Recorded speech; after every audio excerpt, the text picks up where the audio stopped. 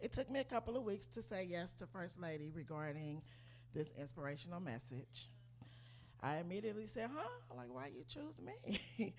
But I consulted with God, of course, and I doubted myself. It wasn't until I was at the hairdresser a few weeks ago and I was sharing with my friend slash beautician some of the life altering and life changing events that have just taken place in the last 30 days of my life. And I then shared with her that, excuse me, not Shabbat, First Lady asked me to do this message. And very eloquently, very gracefully, yet straightforward, she said, well, Ro, you need to be obedient, not only to your First Lady, but to God. And secondly, after the testimonies that you shared with me, why wouldn't you want to share all the goodness He has had in your life? And in that moment, I offered God praise in the chair, okay? And He had my yes. And then that next day was Sunday, and First Lady had my yes. But so bear with me with this, okay, you guys? This is I don't like speaking, but it made me begin to wonder, where did the doubt in myself come from? And why didn't I feel my testimonies were worthy of sharing, even though God has been so good to me? So she shared that the scripture would come from Proverbs 3, 5, and 6. And it reads from my book, trust in the Lord with all your heart and do not rely on your understanding. And then it went even deeper into verse 6 and said, in all your ways know Him. Some say acknowledge Him, and some say submit to Him, and He will make your paths straight. Starting with verse 5 for me, because I dig a little deep. Trust, what is trust, right? And trust is the ability, the reliability, the integrity, and the ability of a person or something. And trust allows you to feel safe, it allows you to feel confident, and allows you to be vulnerable. Knowing that God will act honestly in your favor and in His trust, you can depend on Him and He will be working on with you in your best interest. Well, just right there, you have to have faith and believe that God will do exactly what He said He would do. And no, it may not come when you think it should. We always want it right then and there. I'm a microwave person. I want it right now, right? But because God never fails, He's right on time. Mm. Most times we get in our own way and in the way of God's blessings, thinking that we have all the answers, but none of us are as strategic as Christ. No matter the book sense, the degrees, the street smarts, or common sense you think you possess, you are still not as strategic as Christ. Be mindful, just as Pastor preached on last Sunday, that the enemy is strategic too. And he plots against our lives with strategy as well. But saints, we must release the need for control. We need to seek and use wisdom. And if you don't know, wisdom is in Proverbs and Ecclesiastics. And guidance for sure will help you pray for discernment during these times, because most times we are at a complete loss and don't really know what to do. Which leads me into verse 6. In all thy ways acknowledge Him. We went through those things, submit and so forth. And He will make your path straight.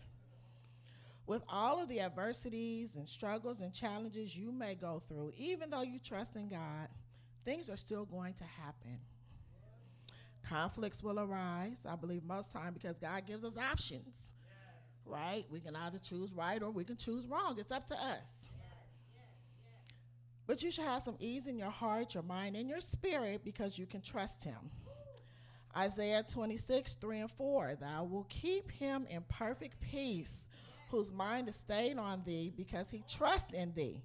Trust in the Lord forever, for in the Lord Himself is everlasting strength. Thank you. After the things I've endured in my life, personally, professionally, spiritually, as a mom, I've come to the conclusion that adversities are necessary. This is how you learn to trust God. Every time he sees you out of one thing, it should tug at you and say, "Oh, I see you, God." Then the next time you have another test and he pulls at you again, you say, "I see you, Jesus. Thank you." Then you start to realize all of those tests were for the testimony. The tests build character, they build integrity, which ultimately builds the trust and faith you should have in the Lord, just like David in Psalms 25, where he made his plea of dependence on the Lord. Dependence and submission to God requires you to get to know him. It requires you to talk to him. It requires you to read his word. It requires some alone time so you can hear him. Please, a lot of people do this. Please don't misinterpret being alone with loneliness. Sometimes it's necessary for you to just sit with yourself. Only so you can hear him, though.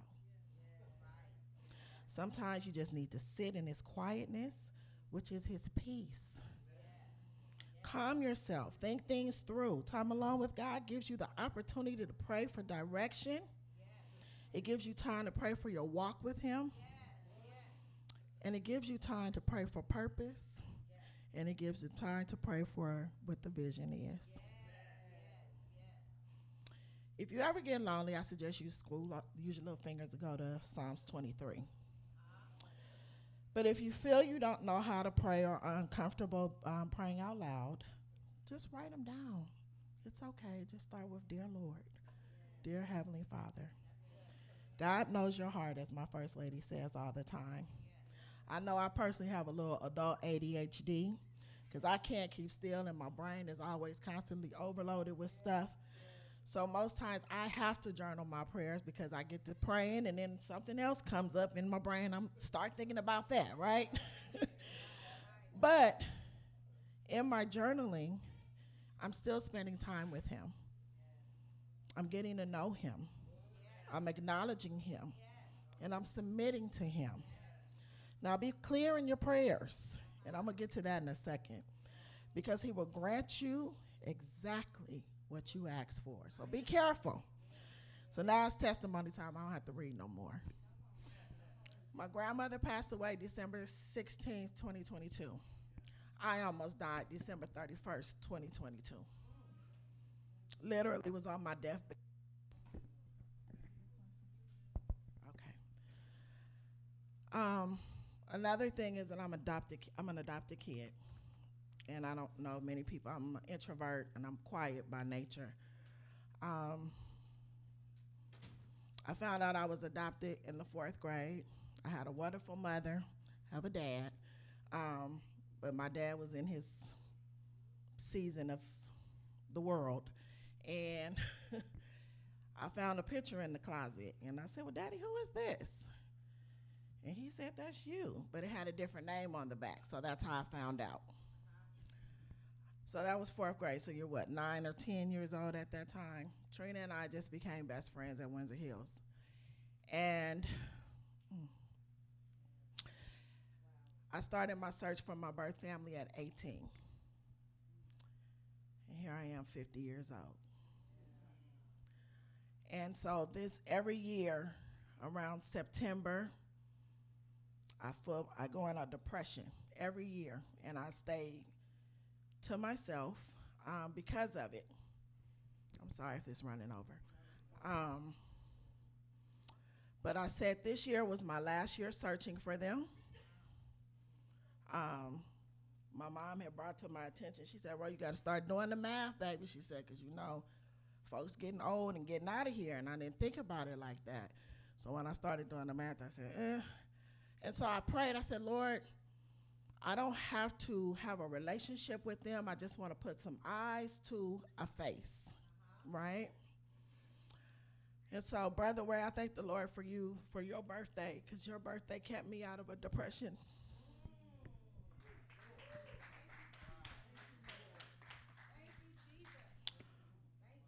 Well, I had left church that Sunday, got home, and They were having a party for Siobhan and, First Lady, excuse me, for First Lady and Brother Ray.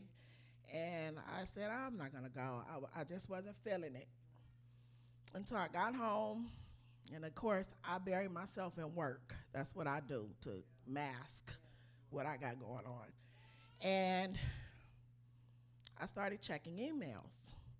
And so I checked my email, found a one from an ancestry. Now, mind you, I had did the ancestry kit 3 years prior. Reached out to someone who was a first cousin. He never responded or anything. Jordan, my son, even called and was like, hey, man, look, but it didn't work out. Needless to say, that Sunday, as I was checking the emails, the message said, call my mom. This was just this October. So I called the mom, and I explained to her who I was, and she said, this story sounds familiar. And I said, okay. So she started running down a list of names and this, that person, and the other, and yada, yada, yada.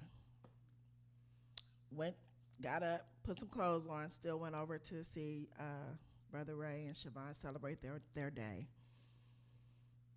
Got home, cried some more. Woke up the next morning, this lady called me back. 7 o'clock in the morning, she's in Florida. She said, okay, baby, I got everything you need to know. Here's your mama's name, here's your daddy's name, this is this. But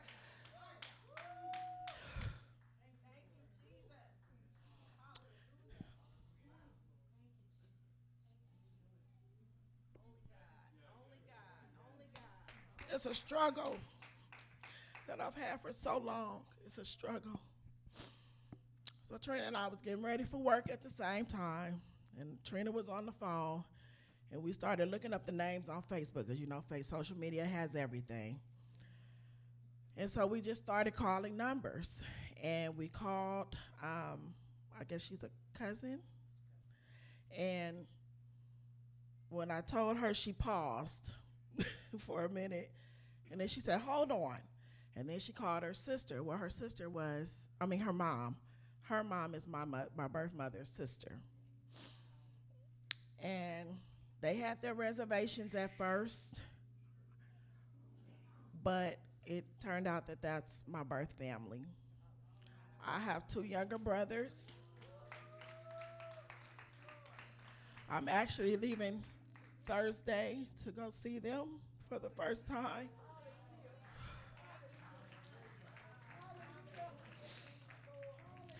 And I know everybody can't understand, but it's so hurtful. And for me, it brought my self-worth down, knowing that I was adopted. It brought my self-esteem down. And maybe that's part of my humility that I needed. Now that I think back, it might have been part of this humility that I had, because I know most people, in the most humble way, look at me like, oh, she has everything. Money means nothing. It helps. It aids in our day-to-day, yes. But on the inside is what counts. So I'm thankful. I'm trying not to cry. But again, that's about that dependence on the Lord, right?